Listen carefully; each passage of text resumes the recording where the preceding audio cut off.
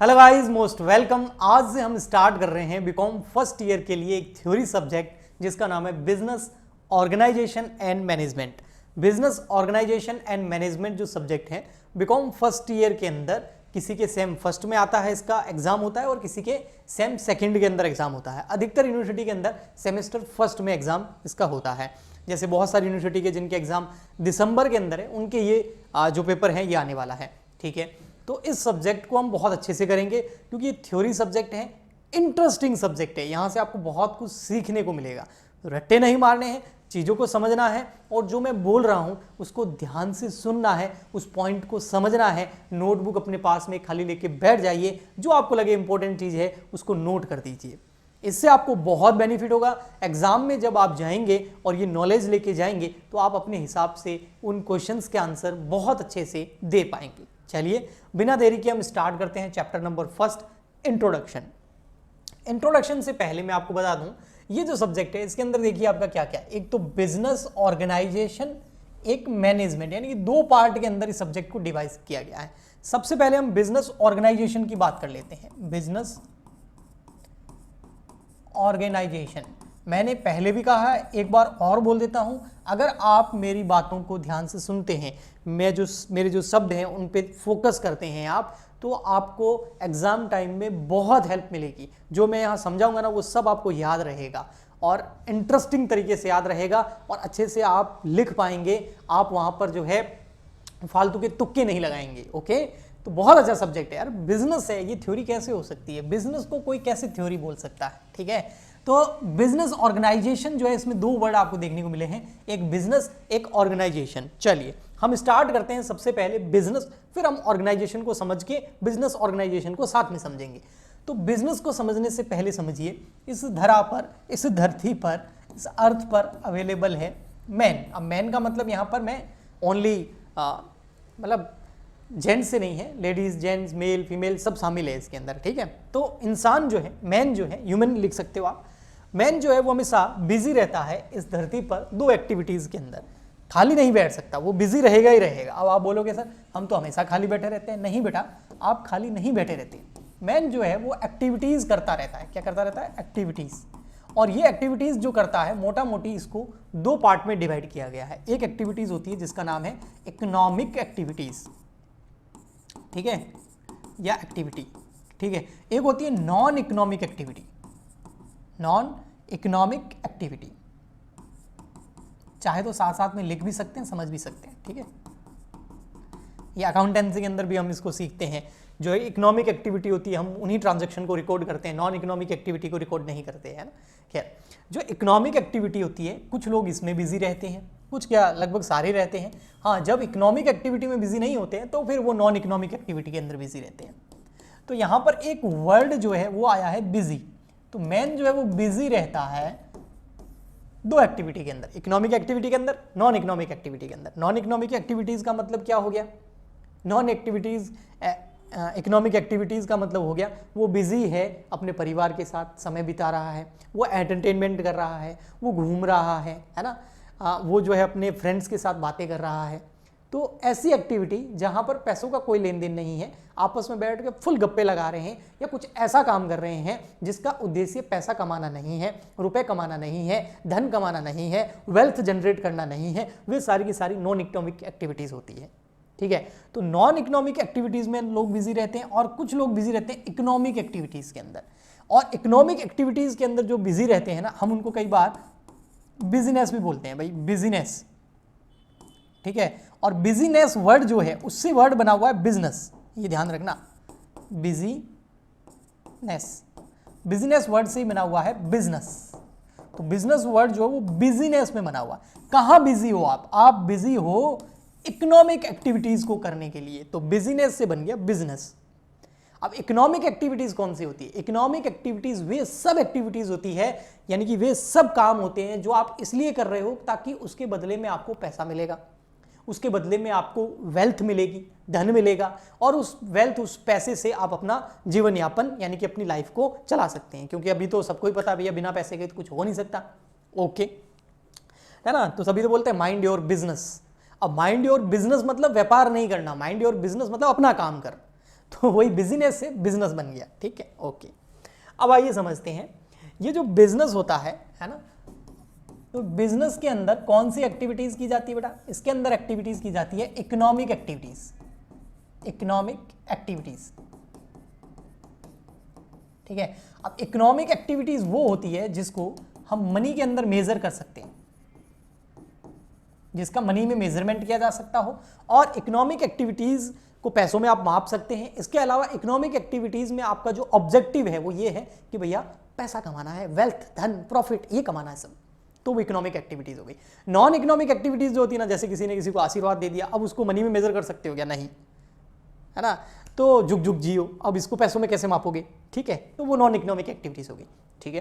अब बिजनेस के अंदर 3 वर्ड जो बहुत इंपॉर्टेंट है ना, बिजनेस को समझने के लिए इन 3 वर्ड्स को समझना बहुत इंपॉर्टेंट है। एक आता है इसके अंदर ट्रेड। ट्रेड का मतलब होता है जो गुड्स होता है उसका आप कर रहे हो परचेज एंड सेल। अब आप बोलोगे सर गुड्स क्या होता है? आप कॉमर्स के बंदे हैं, अकाउंटेंसी पढ़ी होगी। गुड्स वो प्रोडक्ट होता है जिसको हम परचेज करके सेल करते हैं, यानी कि कोई ऐसा प्रोडक्ट आप परचेज कर रहे हो जिसको परचेज करने का उद्देश्य, ऑब्जेक्टिव है सेल करके प्रॉफिट कमाना, वो प्रोडक्ट गुड्स है ना। जैसे ये बिल्डिंग है, ये मेरे लिए गुड्स नहीं है, ये एसेट है, ये हम अकाउंटेंसी में पढ़ते थे, है ना। बट यहां पर अगर कोई प्रॉपर्टी डीलर हो, है ना, उसका काम ही है बिल्डिंग्स को परचेज करना और फिर सेल करके प्रॉफिट कमाना, उसका काम ही है, कंटिन्यू यही करता है, रिकरिंग होती है उसकी एक्टिविटीज, तो उसके लिए ये क्या हो गया? गुड्स हो गया। समझ में आया? एक यहां पर फर्नीचर लगा हुआ है, जैसे ये टीवी, यहां पर जो स्मार्ट बोर्ड लगा हुआ है, टीवी तो क्या स्मार्ट बोर्ड लगा हुआ है, ये जो स्मार्ट बोर्ड है ये मेरे लिए एसेट है, मेरे लिए गुड्स नहीं है। लेकिन जो कंपनी इसको बना के बेचती है या जो ट्रेडर परचेज करके आगे सेल करता है प्रॉफिट कमाने के उद्देश्य से, उसके लिए ये स्मार्टफोन गुड्स हो गया, ओके। तो जो गुड्स है उसको परचेज करना और सेल करना ये ट्रेड के अंदर आता है, मैं मोटा मोटी बता रहा हूं, ओके। ट्रेड के बाद में एक वर्ड आता है कॉमर्स। कॉमर्स, वैसे कॉमर्स का मतलब है लेन देन। अब कॉमर्स के अंदर क्या होता है? ओनली गुड्स को परचेज और जब हम सेल करते हैं, है ना, जो भी बिजनेसमैन होगा वो गुड्स को परचेज करके सेल करेगा तो उसको हम ट्रेड बोलेंगे। अब परचेज और सेल्स के अंदर उसको बहुत ज्यादा सर्विस की रिक्वायर्ड होती है, मतलब उनको और भी चीजें चाहिए, उसको और क्या चीजें चाहिए भैया? वो बिना ट्रांसपोर्टेशन सिस्टम की, है ना, ट्रांसपोर्टेशन सिस्टम मतलब समझ गए ना, गुड्स को एक जगह से दूसरी जगह पहुंचाना। ट्रांसपोर्टेशन सिस्टम के क्या वो गुड्स को एक जगह से दूसरी जगह परचेज या सेल कर सकता है? एक जगह से दूसरी जगह भेज सकता है? नहीं। जैसे आज के टाइम में इंटरनेट बहुत इंपॉर्टेंट है, बिना इंटरनेट के आज के टाइम में बिजनेस नहीं हो सकता, है ना। तो और इसके अलावा जैसे पैकेजिंग हो गई, है ना, और कम्युनिकेशन हो गया, वो ट्रांसपोर्टेशन के अंदर ही आ गया, है ना। तो ये सारी चीजें जो बिजनेस को, जैसे इंफ्रास्ट्रक्चर हो गया किसी कंट्री का, तो ये सब transportation system, internet, communication system, ये जितने भी सारे सिस्टम्स होते हैं ये सारे सिस्टम कॉमर्स कहलाते हैं। तो ये हो गया ट्रेड, और उस ट्रेड को पूरा करने में जो हेल्प करता है वो कॉमर्स, ओके। और फिर आता है हमारा इंडस्ट्री। इंडस्ट्री का मतलब होता है यहां पर जो भी ये सारी एक्टिविटीज हो रही है ना, ये सारी जो भी एक्टिविटीज आ रही है ये सब इंडस्ट्रीज के अंदर शामिल हो जाती है, ये सब इंडस्ट्री में शामिल हो जाती है। जैसे फॉर एग्जांपल के लिए आप गुड्स का जो है मैन्युफैक्चरिंग कर रहे हो, आप गुड्स की जो है आप परचेज कर रहे हो, सेल कर रहे हो, रॉ मटेरियल परचेज कर रहे हो, रॉ मटेरियल को आगे सेल कर रहे हो, ट्रांसपोर्टेशन सिस्टम, इंटरनेट बैंकिंग, ये सब मिलाकर के इंडस्ट्री बनती है एक। इंडस्ट्री का इसके अलावा एक और मतलब भी होता है, इंडस्ट्री जो है वो इसलिए दी जाती है, इंडस्ट्री वर्ड जो होता है ना वो सारे बिजनेसेस को शामिल करके होता है। मैं एग्जांपल के लिए बताता हूं, जैसे एक तो है स्टील की एक फैक्ट्री, और एक स्टील बनाने की इंडिया की सारी फैक्ट्रीज को मिला ले तो वो हो गई स्टील इंडस्ट्री। समझ में आया? एक तो हो गया भैया ट्रांसपोर्टेशन का एक बिजनेस, और सारे ट्रांसपोर्टेशन के बिजनेस को मिला ले तो वो हो गई ट्रांसपोर्टेशन की इंडस्ट्रीज। जैसे एजुकेशन इंडस्ट्रीज, सर्विस इंडस्ट्रीज, समझ में आया, है ना। और जो टेक्निकल चीजें होती है उससे रिलेटेड जो इंडस्ट्री होती है वो टेक्निकल इंडस्ट्री हो गई। तो ऐसी बहुत सारी इंडस्ट्रीज होती है ना, रेलवे इंडस्ट्री, ये इंडस्ट्री, वो इंडस्ट्री, कोल इंडस्ट्री, है ना, एनर्जी की इंडस्ट्री। तो वो एक बिजनेस नहीं, जब उस एरिया के या उस कंट्री के सारे बिजनेसेस को मिला देते हैं तो वो एक इंडस्ट्री का रूप ले लेते हैं, और उससे हमें पता चलता है कि कौन सी इंडस्ट्री से हमने कितना गेन किया है, कौन सी इंडस्ट्री से हमें कितना जो है हमने मैन्युफैक्चरिंग करी है, कौन सी इंडस्ट्री से कितना जो हमने प्रॉफिट कमाया है, कौन सी इंडस्ट्री जो है बहुत ज़्यादा ऊपर जा रही है, तेजी से बढ़ रही है ना, ऐसे। तो वो आ गया आपका इंडस्ट्री। और जब हम ट्रेड, कॉमर्स और इंडस्ट्री इन तीनों वर्ड को मिला लेते हैं तो वो बनता हमारा बिजनेस। आया समझ में? ओके, ये मोटा मोटी मैंने आपको थोड़ा बहुत बिजनेस के बारे में बताया, आप आराम से लिख सकते हैं। बिजनेस वर्ड से बिजनेस बना। How to become differ from profession. जो बिजनेस होता है वो प्रोफेशन से अलग होता है। बिजनेस के अंदर जो है ना, दो तरह के बिजनेस को या मोटा मोटी दो तरह के बिजनेसेस को हम शामिल कर सकते हैं उनके नेचर के हिसाब से। एक तो होता है बिजनेस के अंदर जिसमें बिजनेस किया जाता है गुड्स का, ठीक है, और एक होता है सर्विसेज, ठीक है। तो गुड्स में तो आप क्या कर सकते हो, वो गुड्स जो है उसकी मैन्युफैक्चरिंग शामिल हो गई, उसका परचेज सेल शामिल हो गया। और सर्विस क्या होता है, सर्विस प्रोवाइड की जाती है। सर्विस क्या होती है, तो प्रोवाइड की जाती है, और इसको सर्विस सेक्टर बोला जाता है। भाई ये सर्विस सेक्टर है और ये जो है हमारा मैन्युफैक्चरिंग या ट्रेडिंग सेक्टर है। ओके, तो ये दोनों ही बिजनेस है। बट यहां पर एक वर्ड आपने देखा है, वो है हाउ टू बिजनेस डिफर, मतलब बिजनेस कैसे डिफरेंट है प्रोफेशन से। देखो, प्रोफेशन अलग है और बिजनेस अलग है। अब ये कंफ्यूजन तब आ जाता है जब हम बिजनेस के अंदर सर्विस सेक्टर को भी शामिल कर लेते हैं, तो हमको लगता है कि अच्छा प्रोफेशन भी इसका मतलब बिजनेस है। क्योंकि सर्विस सेक्टर में जैसे ट्रांसपोर्टेशन सर्विस हो गया, इंटरनेट की सर्विस हो गया, बैंकिंग सर्विस हो गया, कम्युनिकेशन सर्विस हो गया, ये सारे सर्विस सेक्टर है ना। जैसे रेलवे की सर्विस हो गया, है ना, हम इंडियन रेलवे से जो है एक जगह से दूसरी जगह जाते हैं तो कोई प्रोडक्ट थोड़ी लेके आते हैं, है ना, हम तो दूरी तय कर रहे हैं और उसके बदले में हम पैसे दे रहे हैं, तो ये हमने एक सर्विस ले ली, लेकिन वो बिजनेस के अंदर है। लेकिन आप एक डॉक्टर के पास जा रहे हैं और डॉक्टर आपको सर्विस दे रहा है, या फिर आप एक इंजीनियर के पास जा रहे हैं वो आपको सर्विस दे रहा है, या आप चार्टर्ड अकाउंटेंट के पास जा रहे हैं वो आपको सर्विस दे रहा है, तो वो प्रोफेशन के अंदर आ जाएगा, वो फिर बिजनेस के अंदर नहीं आएगा। उसको सर्विस सेक्टर के अंदर बिजनेस नहीं मानेंगे, वो एक प्रोफेशन है।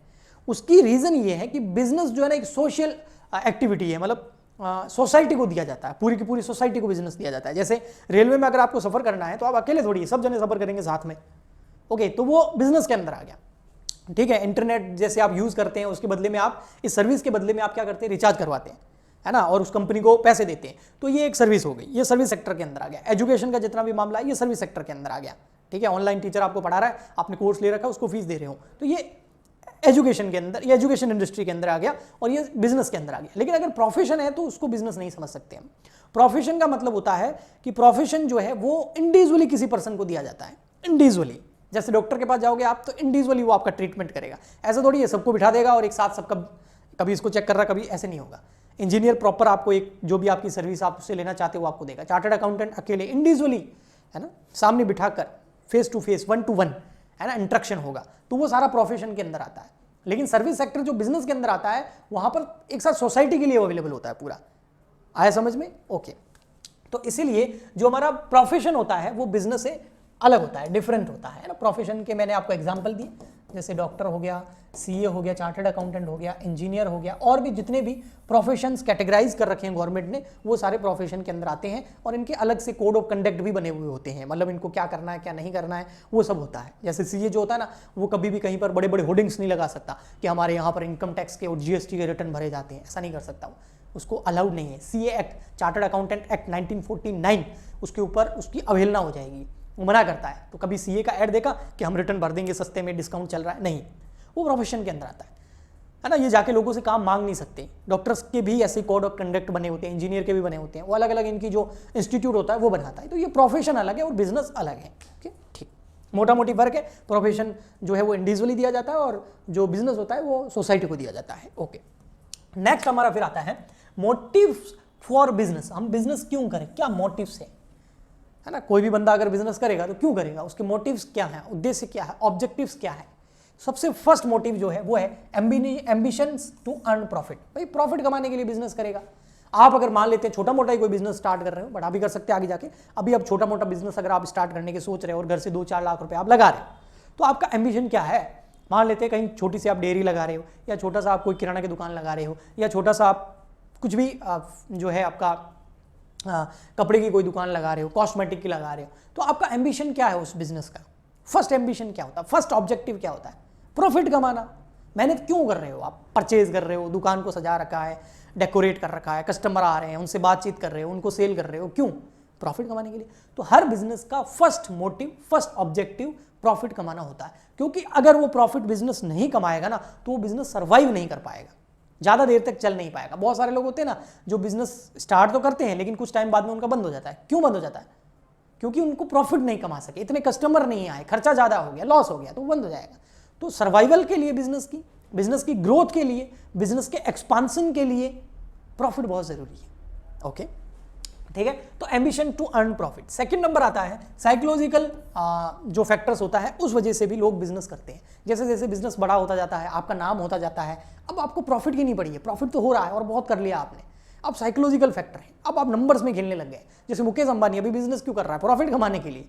उसको पैसों की कमी है भाई साहब। एक क्वार्टर की जो सेल्स है ना, क्वार्टर मतलब 3 महीने की सेल्स 10,000 करोड़ प्लस होती है, वो प्रॉफिट कमाने के लिए वो कर रहा है। एलन मस्क प्रॉफिट कमाने के लिए कर रहा है बिजनेस, अब नहीं, साइकोलॉजिकल फैक्टर है ना। अब उनको बिजनेस से हैप्पीनेस मिलता है, उनको ट्रिगर मिलता है, किक मिलती है ना। अब वो साइकोलॉजिकल फैक्टर काम करने लग गया है। अब वो प्रॉफिट के लिए नहीं है, प्रॉफिट तो बहुत बाद में आ गया, लेकिन शुरुआत में प्रॉफिट के लिए होता है।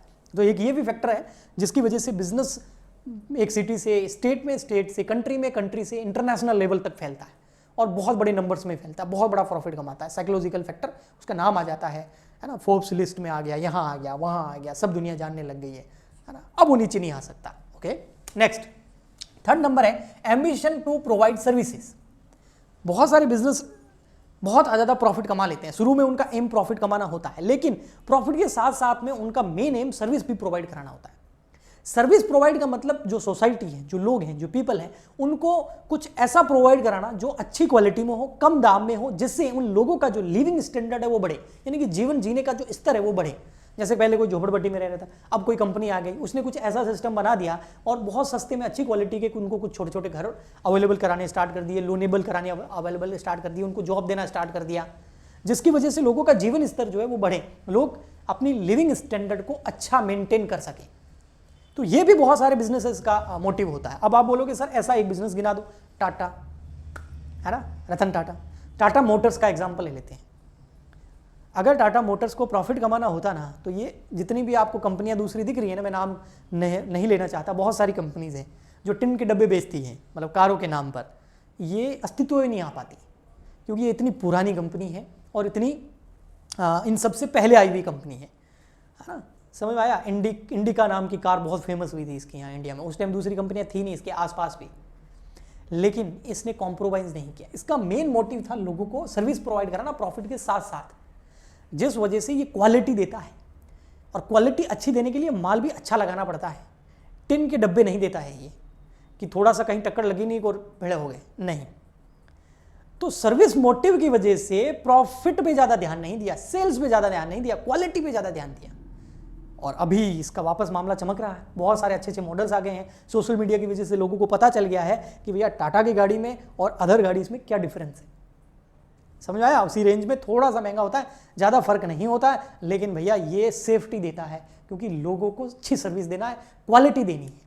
तो बहुत सारे बिजनेसेस ऐसे होते हैं जिनका एम्बिशन ही होता है कि प्रॉफिट वगैरह तो ठीक है होते रहेंगे, पहले लोगों को एकदम बढ़िया क्वालिटी कंटेंट या क्वालिटी बढ़िया देनी है, और जिसकी वजह से उनका सेफ्टी भी रहे, जो भी प्रोडक्ट दे रहे हैं उससे सेफ भी रहे, उनका लिविंग स्टैंडर्ड भी बढ़े और उनसे उनको कुछ यूटिलिटी मिले, यानी कि कुछ उपयोगिता मिले। ओके, तो ये एम्बिशंस मोटिव्स होते हैं किसी भी बिजनेस को करने के या बिजनेस के, प्रॉफिट, साइकोलॉजिकल फैक्टर और सर्विस प्रोवाइडर। इसके अलावा और भी बहुत सारे होते हैं, उसके ऊपर हम आगे धीरे धीरे डिस्कस करेंगे। नेक्स्ट आ जाता है हमारा बिजनेस और एंटरप्रेन्योर में क्या डिफरेंस होता है। ये तो कॉमन क्वेश्चन है, कहीं भी पूछा जा सकता है। क्या बिजनेसमैन और एंटरप्रेन्योर ये दोनों एक ही है? क्या बिजनेस और एंटरप्रेन्योरशिप एक ही है? नहीं, इनमें डिफरेंस है, ये एक नहीं है, लगती एक है नहीं। जो बिजनेसमैन होता है, या है ना, जो बिजनेसमैन होता है ना, वो बताए जो ओल्ड आइडिया है, घिसे पिटे आइडिया है, उस पर ही बिजनेस कर रहा है, जो पहले बहुत सारे लोग कर रहे हैं, ऐसे आइडियाज जिस पे बहुत सारे लोग कर रहे हैं, वो उस पर ही बिजनेस करता है, वो बिजनेसमैन हो गया। ये जो है ना ओल्ड आइडियाज पे काम करता है। अगर एंटरप्रेन्योर की बात करो भैया, नहीं, ये तो कुछ नयापन लेके आता है, न्यू आइडिया जनरेट करता है और उस पर काम करता है, उसको इंप्लीमेंट करता है। जैसे एलन मस्क है ना, जितने भी इनोवेशंस जो पर्सन करते हैं, जिससे दुनिया में कुछ नई घटना होगी, नया चीज हो गया और उसने आगे जाके बिजनेस का बड़ा रूप ले लिया, एंटरप्रेन्योरशिप का रूप ले लिया, वो लोग सब एंटरप्रेन्योर है।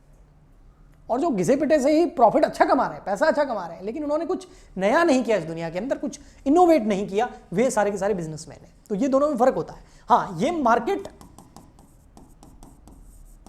प्लेयर होते हैं। ये कौन होते हैं? मार्केट प्लेयर होते हैं, ओल्ड आइडिया के ऊपर मार्केट को प्ले करते हैं। भैया ये न्यू आइडिया लेके आते हैं और मार्केट प्लेयर नहीं होते भैया, ये इसको market player, entrepreneur market player नहीं है, ये है मार्केट लीडर। यस, मार्केट को लीड करते हैं भैया, ये मार्केट लीडर होते हैं। तो ये मोटा मोटी मैंने आपके इनके बीच में डिफरेंस बताया, तो बोथ आर नॉट सेम। फिर बात करते हैं कुछ फीचर्स ऑफ बिजनेस की। भैया बिजनेस के कुछ फीचर्स ही बता दो हमको। तो फीचर्स के अंदर बेटा बात करें तो सबसे फर्स्ट फीचर आता है dealing in goods and services. किसके फीचर्स पढ़ रहे हैं? बिजनेस के फीचर्स पढ़ रहे हैं, है ना, बिजनेस के। Dealing in goods and services, जो बिजनेस होता है वो गुड्स एंड सर्विस में डीलिंग करता है।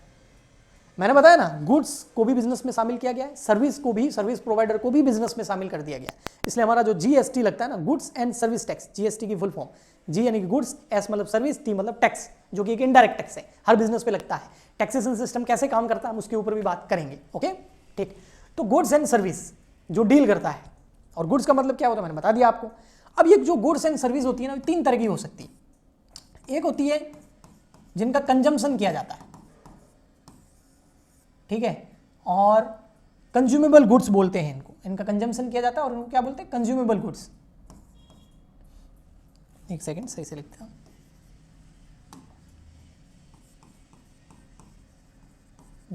गुड्स।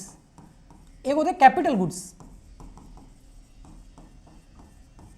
ठीक है। दो कंज्यूमेबल गुड्स वो होते हैं जो आप परचेज करते हैं और उसके बाद में उसको यूज कर लेते हैं। यूज मतलब कंज्यूम कर लेते हैं। जैसे आप दुकान से पंखा लेके आए, अपने घर पे लगा दिया, ये कंज्यूमेबल गुड्स हो गया। आप जाके नमकीन लेके आ गए और उसको खा लिया, ये कंज्यूमेबल गुड्स हो गया। आपने उसको कंज्यूम कर लिया, आपने उसका कंजम्पशन कर लिया, ठीक है। नेक्स्ट एक होता है कैपिटल गुड्स। कैपिटल गुड्स का कंजम्पशन नहीं होता है, कैपिटल गुड का कंजम्पशन होता है लेकिन अल्टीमेट कंजम्पशन नहीं होता है, अल्टीमेट कंजम्पशन नहीं होता है। उसका क्या होता है? उसका यूज होता है फर्दर किसी प्रोडक्ट को, किसी सर्विस को प्रोवाइड करने में।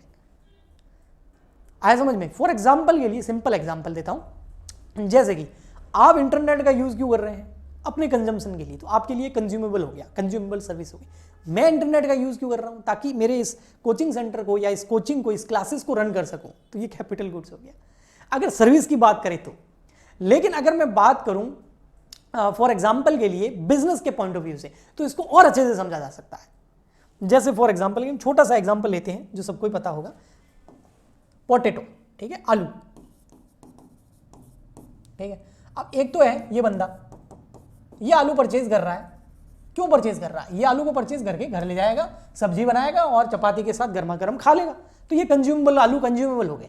लेकिन ये एक फैक्ट्री है, एक बिजनेस है, इसने आलू परचेज किए किसान से, पता है क्यों? ताकि ये आलू की प्रोसेसिंग करके, मैन्युफैक्चरिंग करके, ये आगे उससे चिप्स बना करके और फिर उस चिप्स को है ना सेल कर करके फिर उससे प्रॉफिट कमा सके। तो ये कैपिटल गुड्स हो गया। आगे समझ में? तो चाहे कोई गुड्स हो, चाहे कोई एसेट्स हो, है ना, दोनों कैपिटल और हो सकती है, एसेट भी कैपिटल यूज में आ सकती है। जैसे कोई एक मशीन लाया, उसे बिजनेस कर रहा है, तो वो, जैसे फ्रिज आप अपने घर ले गए तो कंज्यूमेबल हो गया। लेकिन एक फ्रिज किसी दुकान में लगा हुआ है, वो बिजनेस में हेल्प कर रहा है, वो तो कैपिटल नेचर का हो गया। ओके, ठीक। नेक्स्ट आता है आपका, हाँ, इसके अंदर एक और है, dealing in goods and service में जब भी आप डील करो ना, तो एक चीज का ध्यान रखना, कंज्यूमर और कैपिटल गुड्स तो ठीक है, लेकिन एक कोई बंदा है, वो अपनी सर्विस की बात करूं, अगर एक बंदा है जो अपनी खुद की मोटरसाइकिल को रिपेयर कर रहा है, उसको मोटरसाइकिल रिपेयर करनी आती है, वो जो है अच्छे से जानता है कि किसी भी बाइक को कैसे रिपेयर किया जाता है, लेकिन वो खुद के लिए कर रहा है, अपने घर के लिए, क्या उसको बिजनेस बोलेंगे? नहीं, भले ही वो सर्विस है। लेकिन अगर वो कहीं पर भी एक वर्कशॉप खोल देता है और वहां पर जितने भी कस्टमर आता है उनकी सबकी रिपेयर करता है, उसके बदले में कुछ पैसे लेता है, तो फिर वो बिजनेस की कैटेगरी में आ जाएगा। ओके, ये तो नॉर्मल था, सबको पता है। नेक्स्ट आता है recurring nature of transaction. Recurring nature of transaction का मतलब होता है केवल एक बार परचेज किया फिर सेल कर दिया, तो इसको बिजनेस नहीं बोलेंगे कि भैया हमने तो बस एक बार आलू परचेज किए और सेल कर दिए, बस हो गया। ऐसा नहीं होता बेटा। रिकरिंग इन नेचर मतलब purchase sale, purchase sale, purchase sale चलता ही रहना चाहिए। जितने भी बिजनेस देखोगे आसपास, छोटी मोटी बड़ी दुकानें देखोगे, वहां पर क्या होता है, वे लोग परचेज करते हैं, सेल करते हैं, परचेज करते हैं, सेल करते हैं। तो ये रिकरिंग नेचर में चलता ही रहता है, ये साइकिल चलता ही रहता है, उसको बिजनेस बोलते हैं। एक बार परचेज करके सेल करके आगे घर में सो गए, बस गई 2-4 महीने की, नहीं, वो बिजनेस नहीं है। Okay, next, to earn profit. बिल्कुल, प्रॉफिट कमाना बहुत जरूरी है।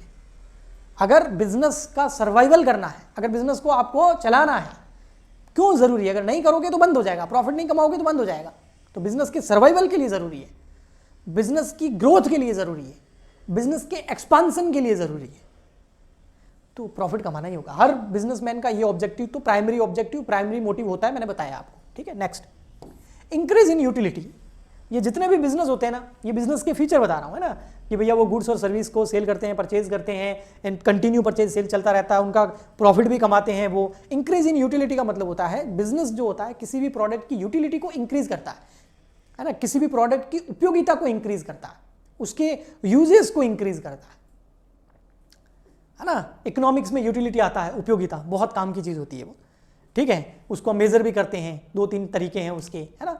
तो यूटिलिटी का मतलब हो गया जैसे कोई रॉ मटेरियल लेके आ गया, अब जैसे फॉर एग्जांपल ये लिए मैंने अभी आपको आलू से चिप्स बनाने का जो बिजनेस बताया, इसमें उसने आलू की जो यूटिलिटी है उसको इंक्रीज कर दिया, चिप्स के रूप में कितना टेस्टी बना के उसको बेच रहा है। तो चाहे मैन्युफैक्चरर हो, चाहे ट्रेडर हो, चाहे ब्रोकर हो, ये सब मिलकर के क्या करते हैं, किसी भी बिजनेस के अंदर जो प्रोडक्ट्स हैं या सर्विसेज हैं उसकी यूटिलिटी को इंक्रीज करते हैं। ट्रांसपोर्टेशन वाला क्या करता है, उस प्रोडक्ट को अल्टीमेट कंज्यूमर तक पहुंचाता है। अगर ट्रांसपोर्टेशन सिस्टम नहीं होगा तो फिर, इसीलिए गवर्नमेंट जो भी डेवलप कंट्रीज होती है ना, या डेवलपिंग कंट्रीज है और आगे फ्यूचर में डेवलप होगी, आप आइडिया लगा सकते हैं, वे सब के सब अपनी कंट्री के इंफ्रास्ट्रक्चर को बहुत अच्छा करते हैं, क्योंकि इंफ्रास्ट्रक्चर अच्छा होगा ना तो वहां पर, इंफ्रास्ट्रक्चर में क्या क्या आ गया, जैसे आपका पोर्ट आ गया, एयरपोर्ट आ गया, आपका रेलवे आ गया, आपका रोड्स आ गया, नेशनल हाईवेज आ गए आपके, और इसके अलावा कम्युनिकेशन सिस्टम हो गया, बैंकिंग सिस्टम हो गया। अगर किसी कंट्री का, पूरी कंट्री के अंदर अगर ये अच्छा सिस्टम है तो उसको डेवलप होने से कोई नहीं रोक सकता। ओके, सो ठीक, नेक्स्ट आता है तो इंक्रीज इन यूटिलिटी।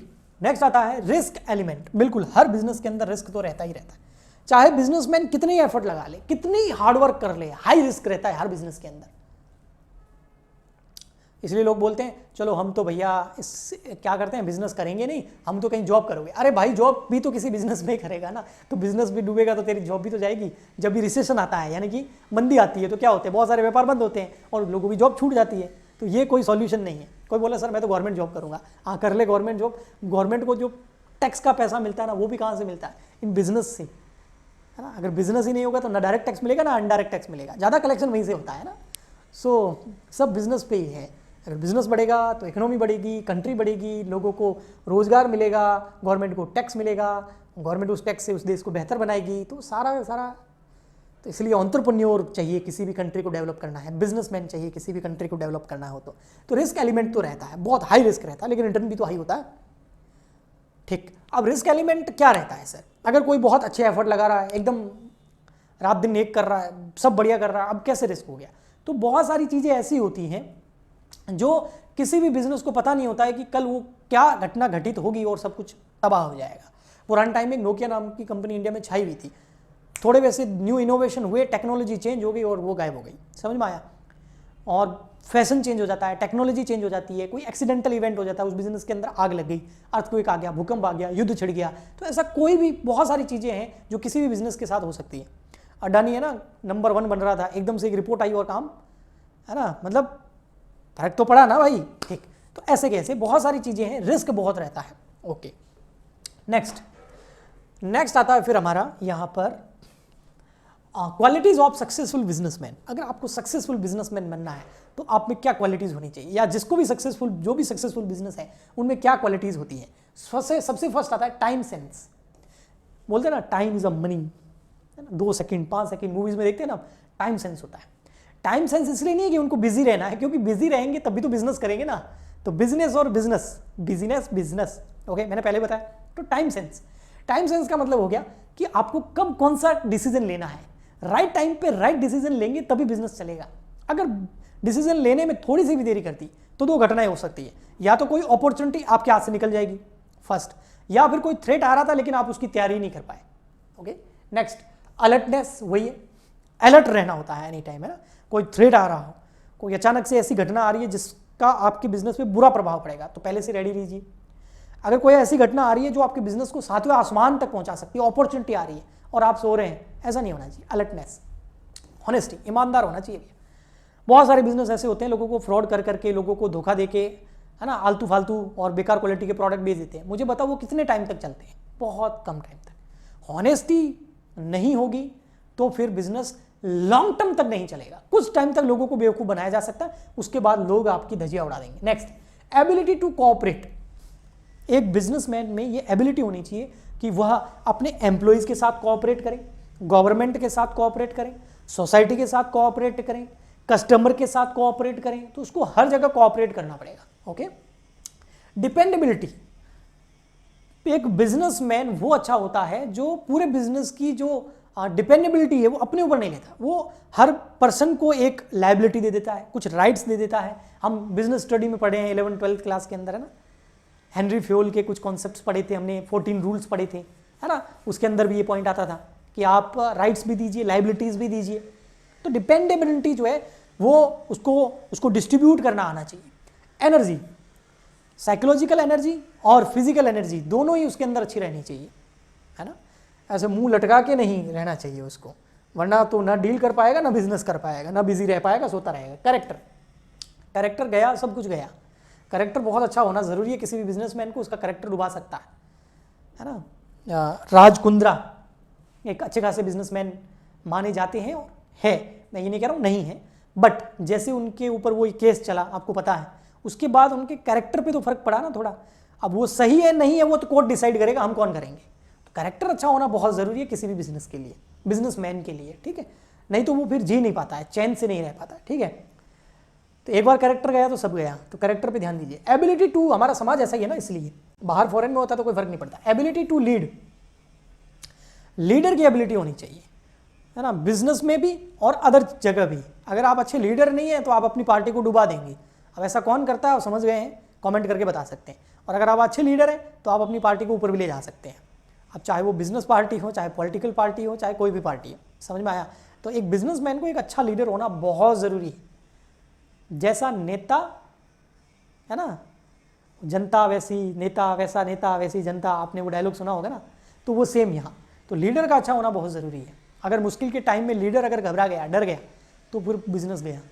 अगर मुश्किल के टाइम में लीडर डटा है, सब डटे रहेंगे उसके साथ साथ। Okay, next, education and training. फालतू की बातें नहीं करनी होती है ना एक लीडर को, उसको टाइम टू टाइम एजुकेट भी होना पड़ता है, टाइम टू टाइम ट्रेनिंग भी लेनी होती है। क्योंकि भैया आज का टाइम जो है ना वो बहुत ज़्यादा फ्लक्चुएटिंग है, रोज़ नई नई चीज़ें आ रही है मार्केट के अंदर, रोज़ नए इनोवेशन हो रहे हैं, टेक्निकल, है ना, टेक्नोलॉजी के अंदर बहुत ज़्यादा चेंजेस होते रहते हैं, बहुत सारी नई चीज़ें आती रहती है। तो एक सक्सेसफुल बिजनेसमैन वो होता है जो नई चीज़ों को अडॉप्ट कर लेता है, उनको सीखता है, उनकी ट्रेनिंग लेता है, अपने आप को हर बार ट्रेंड एजुकेट करता रहता है।